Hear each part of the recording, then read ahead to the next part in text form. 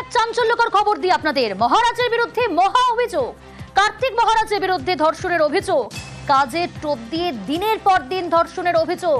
অন্তঃসত্ত্বা হলে জোর করে গর্ভপাতের অভিযোগ।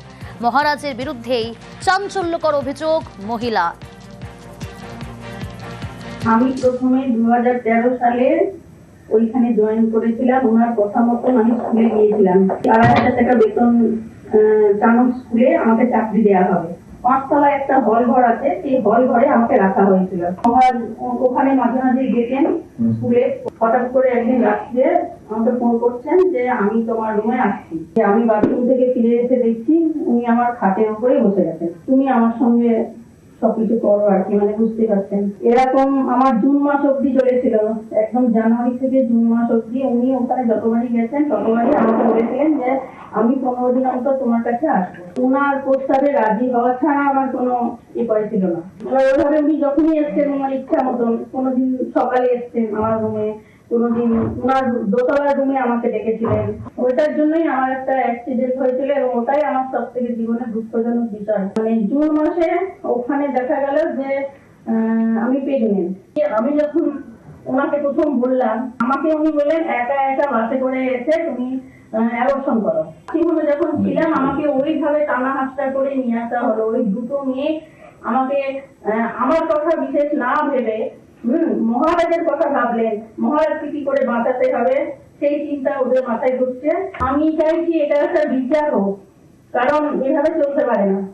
আমার মতো অনেক মেয়ে এরকম হবে, যে কেউ গিয়ে এরকম যে কোনো সাধু গিয়ে কোনো মেয়েকে ধোকা দেবে এরকম বারবার, তা তো হয় না জিনিসটা। তার বিরুদ্ধে ওঠা অভিযোগ অস্বীকার কার্তিক মহারাজের। তিনি জানিয়েছেন এই অভিযোগ নিয়ে তিনি বিচলিত নন, তার আইনজীবীরা পদক্ষেপ করবেন। এই ব্যাপারে কোনো বক্তব্য নেই, এটা আমার আইনি বিভাগ আছে। সন্ন্যাসী চলার পথে এইরকম বহু রকম আসবে ঝড়, সন্ন্যাসী দিতে হবে না। সন্ন্যাসী মানুষ সেটা বিচার করবে। রাজনীতি করতে গেলে এই নোংরামি হয়। রাজনীতি যারা করছেন তারা রাজনীতি করবেন।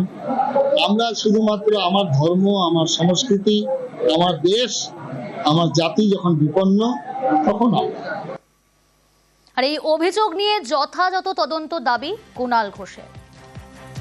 কেন কার্তিক মহারাজের অ্যারেস্ট হবে না? কেন তদন্ত হবে না পুরো? কার্তিক মহারাজের সঙ্গে বিরোধী দলনেতা এবং বিজেপির অন্য নেতাদের ছবি, তাকে আবার পদ্মশ্রী দেওয়া হয়েছে। এই ঘটনাটা আমরা কিন্তু সিপিএম জমানায় হয়েছে, বিজেপির রাজ্যে হচ্ছে বলে আমরা কোথাও আমরা ডিফেন্ড করছি না।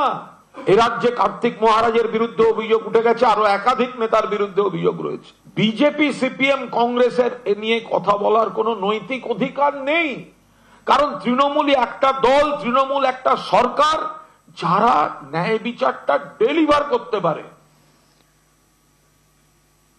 ধর্ষণের 12 বছর পর কেন অভিযোগ? চক্রান্তের অভিযোগ সুকান্ত মজুমদারের। 13 সালে কেউ যদি ধর্ষিতা হন তাহলে এতদিন তিনি মানে বললেন না কেন? এটাই তো আমি অবাক হয়ে যাচ্ছি। এর তদন্ত হওয়া উচিত। তার কারণ হচ্ছে এটা কি সত্যিকারের অভিযোগ, নাকি যেহেতু কার্তিক মহারাজ হিন্দুদের পক্ষে, হিন্দুত্বের পক্ষে বলছেন সেই জন্য তাকে ফাঁসানো হচ্ছে? এর তদন্ত সঠিকভাবে হওয়া উচিত। কারণ 13 সালে ধর্ষণ হলে এটা হচ্ছে 25 সাল, মানে 12 বছর হয়ে গেছে। 12 বছর ধরে কোথাও মুখ খুললেন না কেন, সেই বিষয়টাও জানা দরকার।